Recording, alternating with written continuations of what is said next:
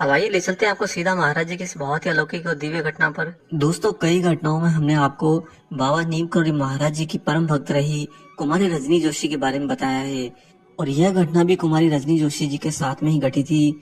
कुमारी रजनी जोशी याद करते हुए बताती हैं कि उनके साथ में महाराज जी की अनेक लीलाएं निरंतर घट रही थी, और एक बार महाराज जी की इतनी सारी लीलाओं को देखकर वह बाबा से ही पूछ बैठती हैं कि महाराज, आप कौन हैं?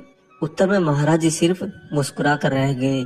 जब दोबारा रजनी जोशी ने फिर से एक बार महाराज जी से पूछा कि बाबा आप कौन हैं, तो बाबा हर बार की तरह इस बार भी मुस्कुरा दिए। एक दिन सुबह जब रजनी जोशी जी ने फिर से वही प्रश्न दोबारा दोहराया, तो महाराज जी उन्हें साथ में लेकर एक दो घरों में से होते हुए श्री शिवदत्त मटन जी के घर पर चले गए, और दोस्तों सीधे जाकर उनके घर में पूजा घर में घुस गए। पीछे पीछे तीव्र कदमों से चलती रजनी जोशी जब वहां पर पहुंची, तो उन्होंने देखा कि मटन जी की पत्नी महाराज जी की फोटो के सामने वीरासन में बैठे हुए अविरल आंसू बहाते हुए रामायण का राम सबरी प्रसंग पढ़ रही है। वेशभूषा भी उस समय उन्होंने शबरी की तरह धारण करी हुई थी। पर्वतीय प्रथा के अनुसार केवल एक पुरानी सी धोती पहने वे रसोईघर से भोग प्रसाद लेकर और सीधा वहां आकर बैठकर पाठ करने लगी थी। उस समय बाल भी उनके बिखरे हुए और रूखे थे। आंखें बंद किए हुए बड़े ही सुर में गा गा कर उनकी पत्नी राम शबरी प्रसंग पढ़ रही थी। उस समय वहीं रसोई में खड़े हुए बाबा और उनके साथ में आई वो रजनी जोशी जी कुछ देर तक वह पाठ सुनते रहे। कनखियों से रजनी जोशी जी ने महाराज जी की ओर देखा, तो उन्होंने पाया कि बाबा की आंखों से अविरल आंसू बह रहे हैं।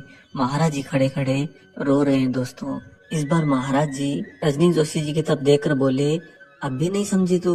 बाबा की आवाज अचानक से सुनते ही श्रीमती मटन जी का ध्यान भंग हुआ, और वह पलट कर महाराज जी के चरणों से लिपट गई शबरी की तरह। और इस पूरे दृष्टांत के अंदर कुमारी रजनी जोशी जी को अपने प्रश्न का उत्तर मिल चुका था।